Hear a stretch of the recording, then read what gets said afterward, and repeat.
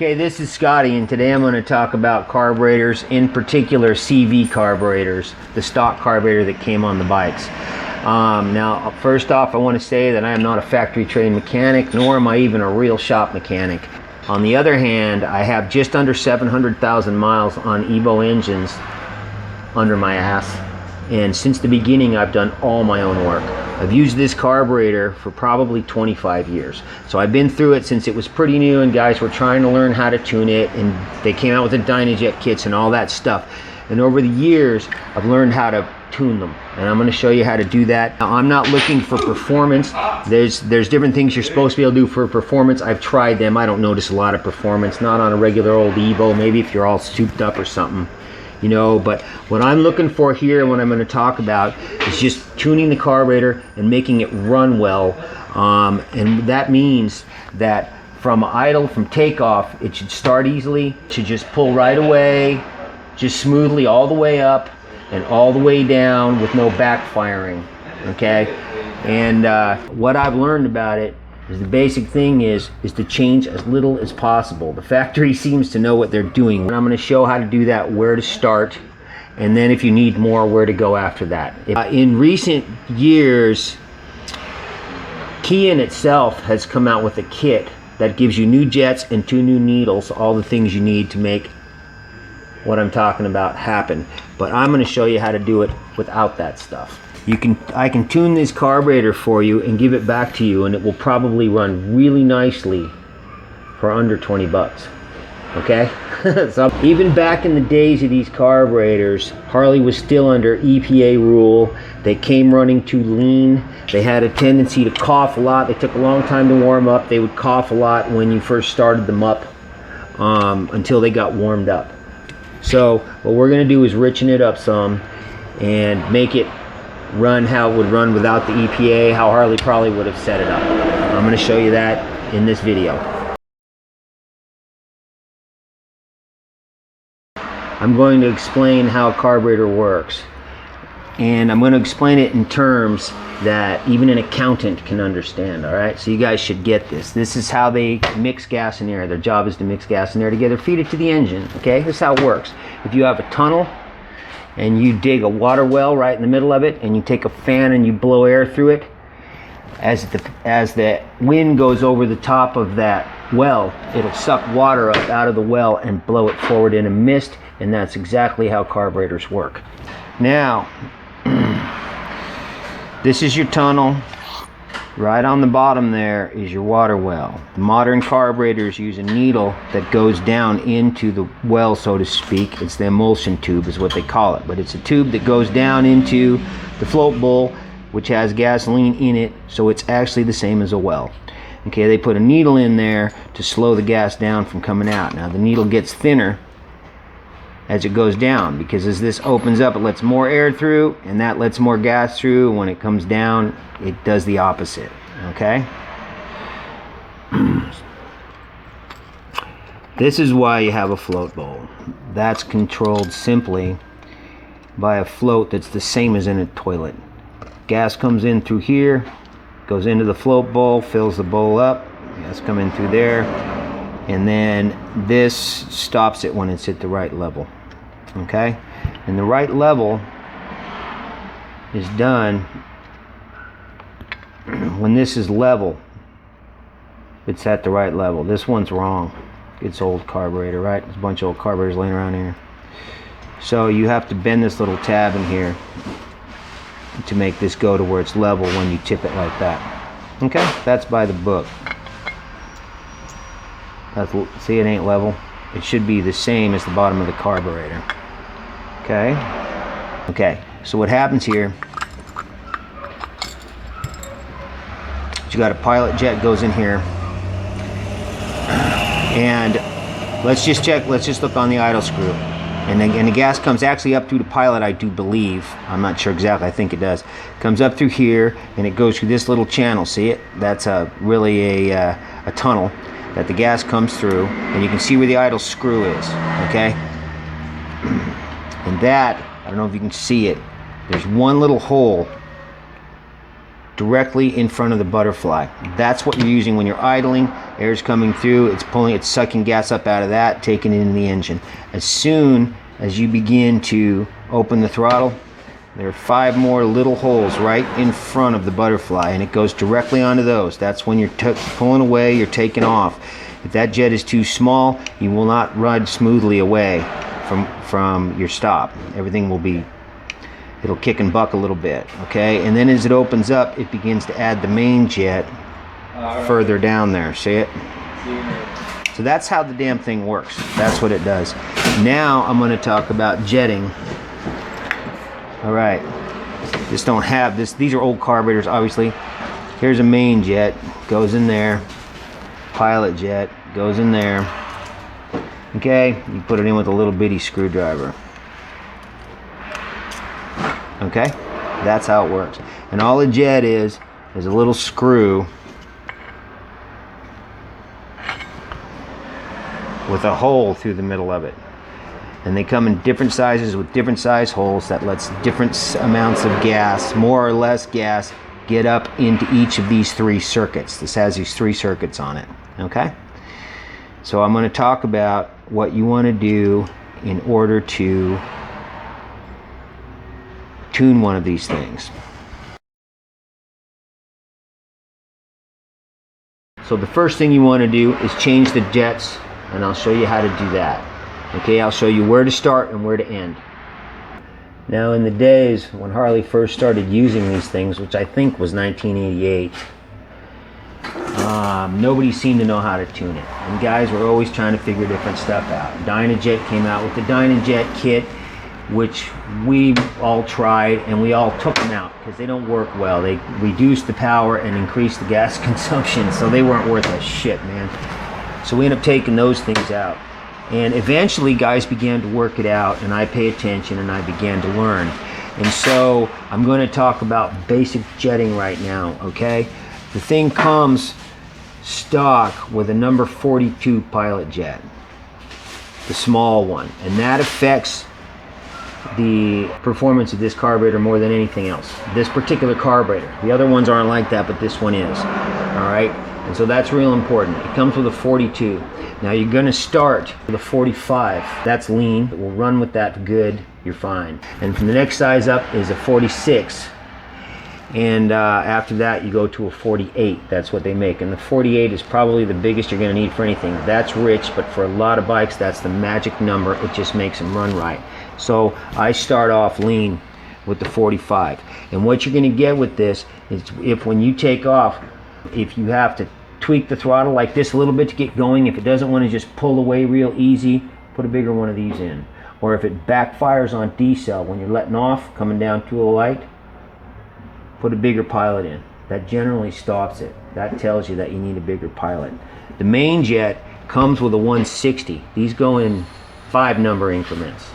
Comes with a number 60. You're going to want to start probably with a 180. 175 small. But you're probably going to want to start with a 180, and you can go up 180, 85, 90, 95 is big. Okay? So, although the book does not say this, what I've noted is that the main jet affects riding over 3,000 RPM. So on the highway, if I have too lean of a main jet, I'll get a lot of vibration. It won't run that well. It won't run as well. So these are easy. These jets are easy to change. I will usually tune while I'm traveling because I'm on the bike, you know, all day, and I can tell the difference because it's minute differences when you change these.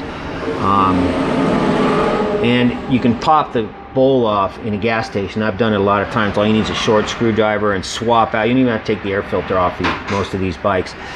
And I'll swap the jet and ride it for a while and see. Now I'm going to talk about the idle screw. It's unlike the Mikuni, which is dramatically affected by this.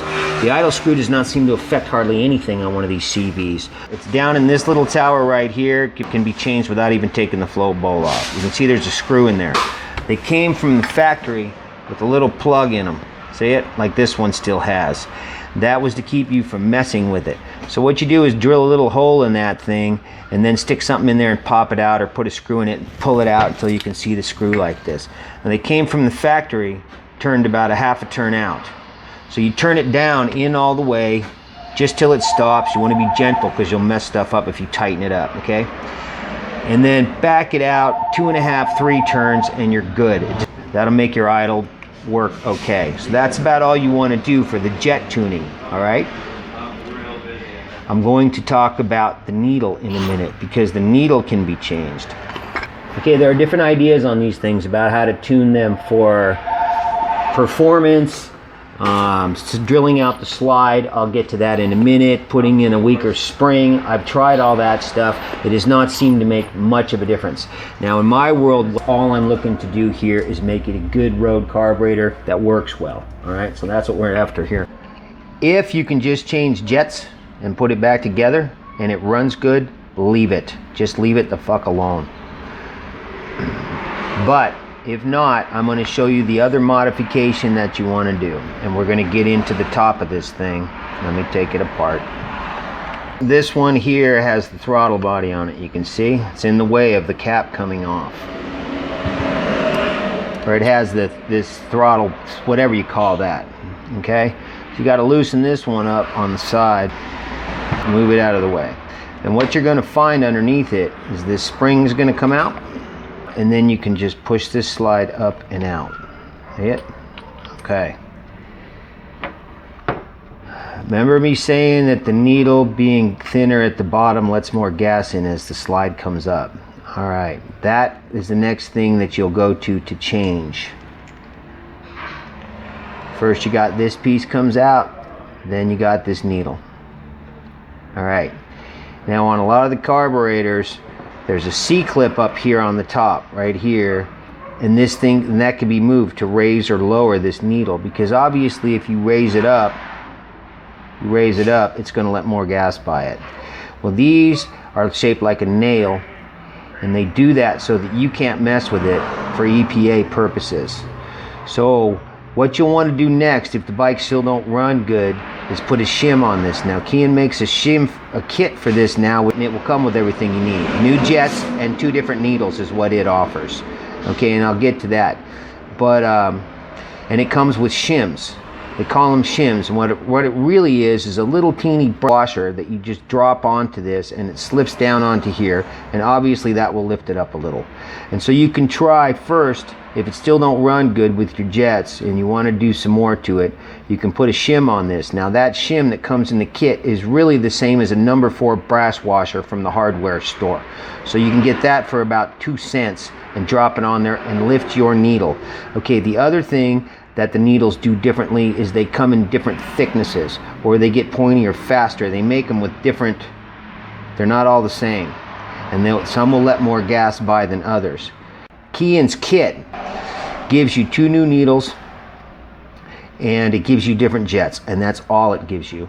So what you can do instead, if you don't want to go through all that, is get a couple of bigger jets, and what everybody has done for many years is use the needle out of a 1988 1200cc Sportster carburetor. And the reason is 88 was the first year that the Sportster came out with a CV carburetor, and for 1 year only it had no accelerator pump in it, and so it had a thinner needle. And the numbers for that, I got them right here. The part number for that is 27094-88. Came out in 1988, and a lot of shops carry those things. So, but if you can get away without doing that, man, if the jets make it run good, I would just stick with that. Remember, all we're looking is for easy starting, smooth power all the way up, smooth all the way down without backfiring. A lot of times some exhaust pipes like to backfire.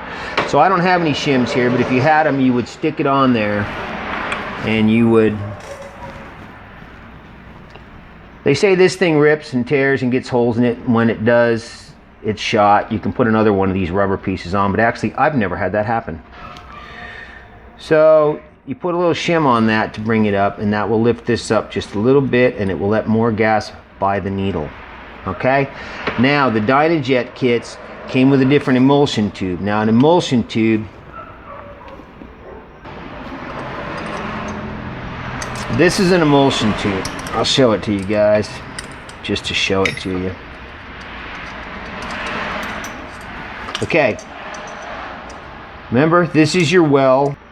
This tube goes up in it. See the way it's got holes in the side, it lets the gas go through. This goes up in it.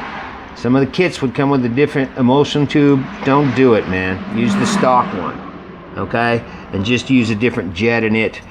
So the Dynajet kits came with a different emulsion tube, if I remember correctly. They came with a different needle, which was a funky looking thing, and they came with a weaker spring. There's also talk of cutting the spring and making it weaker. And the reasoning behind that is this piece is actually moved by barometric pressure, which I'm not going to get into. As the engine sucks more, it just opens up by itself, is what it does.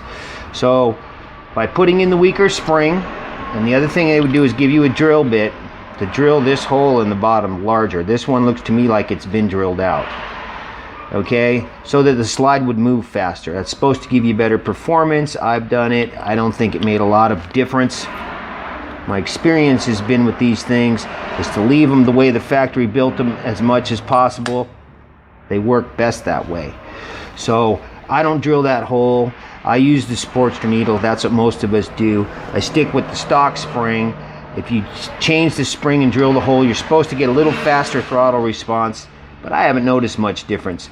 So what you want to do is first change the jets and see how it runs. I just go by how it runs. I found that personally to be better than reading the spark plugs. Try to keep it as lean as you can, as lean as it wants to run. Okay, as long as it runs good. And if you need to do more, shim that needle, bring it up a notch. You put one. I've even seen guys put two, though I've never needed it. Just one little washer on that needle, bring it up, and then just put it back together. Or you can put in the Sportster needle. A lot of guys use that. That's not a bad idea. No, this thing gets this piece first. It goes like this. Spring over it. Okay, when you put this back together, if you take it apart, you're trying to get this rubber to sit in that little groove that goes around the spark that goes around. And if it doesn't necessarily, you want it to go down pretty easily. If it doesn't want to go down into place easily, it should sit flat. If it doesn't, lift the slide, move it around some, and get it to where it goes down. This old one doesn't seem to want to go in right there.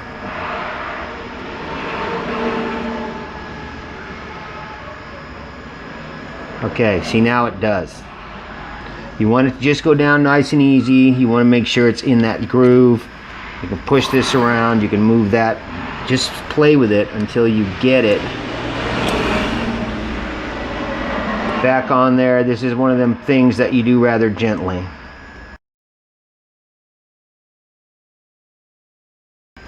Now I'm going to talk about the accelerator pump, which is operated by this little piece, and I'll show you what it does. It'll fall out easily when you take it apart. It goes in there. It goes from there down to this little rubber boot.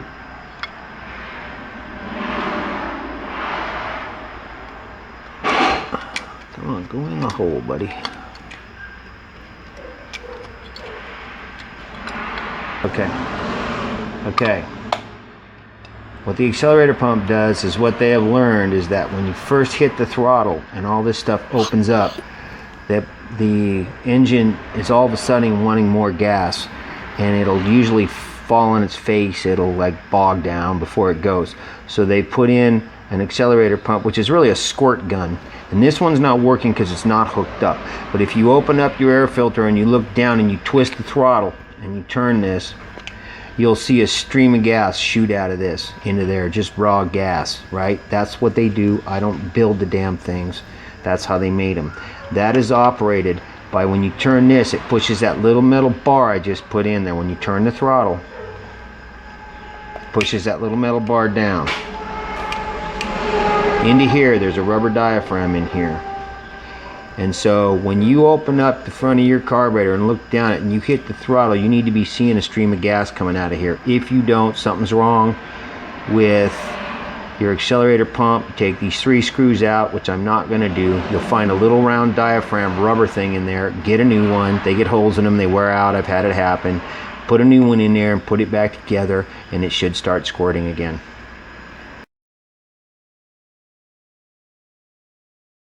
Another thing I'm going to talk about on these particular carburetors is this is where the gas line goes on. Right here. This little plastic piece. These have a habit of breaking. You can see this one cracked or something. Somebody's put glue on it to try to stop it from leaking. You want to be gentle with these. I've never broken one myself. But be gentle when you take the gas line off or put it on with them so you don't break it. If you do, I just built myself a carburetor out of carburetor parts and it was broken, it cracked here, okay?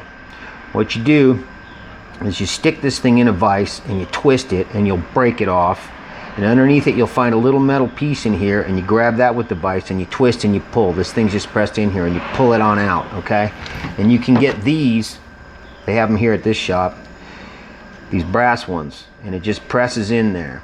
You take the new one, it's just a hole with a tube that presses in, and you take the new one, you stick it on there. I just had to do it to the carburetor I built. You stick it in a vise or something and you just push it in there, and that solves that problem. But I've never broken one of the plastic ones myself, so just be gentle with them. But these days all the carburetors are old. They used to be in boxes everywhere, okay? Have you ever come out of a grocery store only to find that your motorcycle has been leaking fuel and there's now a puddle of gas underneath it? I'm going to tell you the easy fix for that works about 90% of the time, and here it is.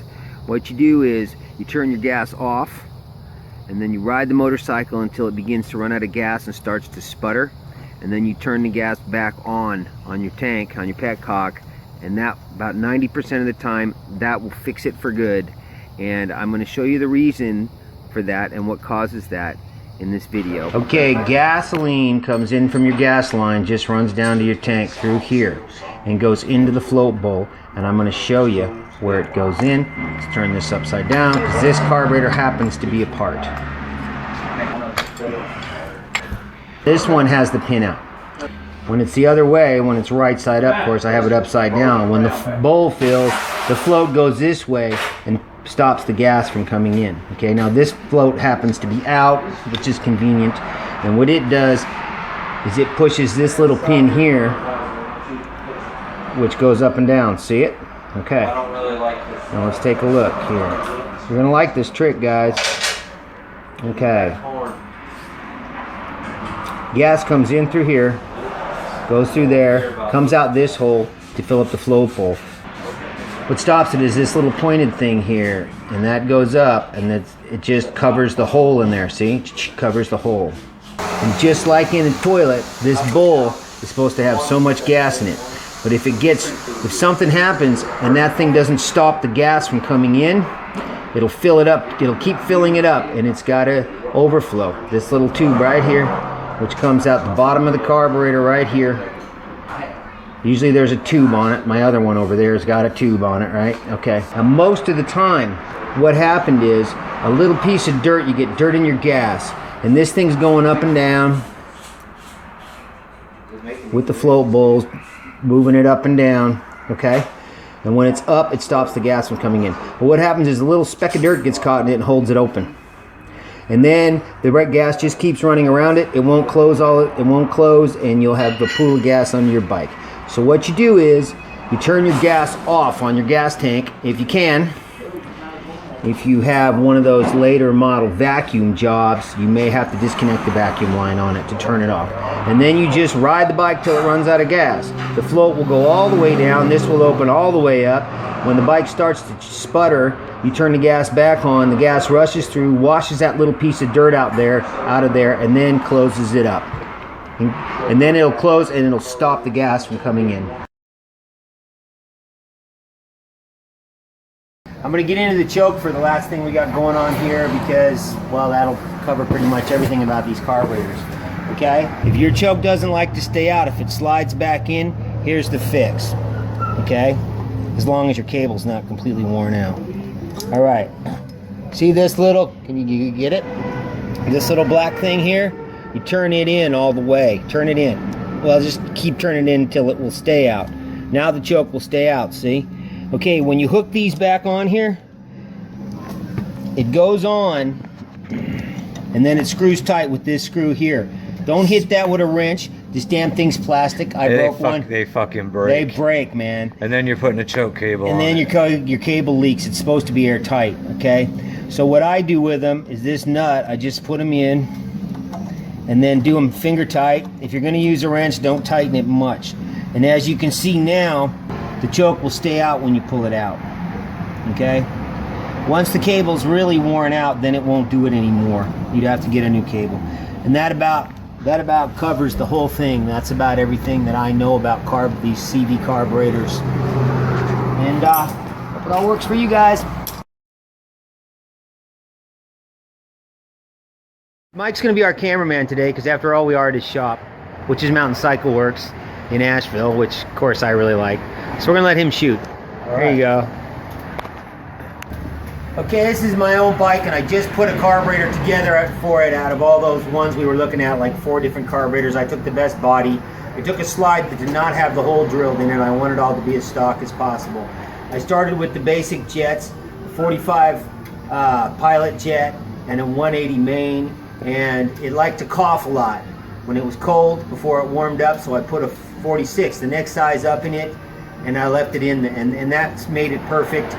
And start lean and then go up to what the bike wants. And I do have the needle out of a 1988 1200 Sportster. 1200 Sportster. Mike's the one who got me the number for that thing, because that's the best needle I had. It's the only needle I had. The other ones were all for different bikes. If I had the one that's for this bike by the book, I would have tried that first. There's no shim on the needle. It's just the basics. I put it together like I showed you guys. And this is how it runs, okay? I can always cut it up, right?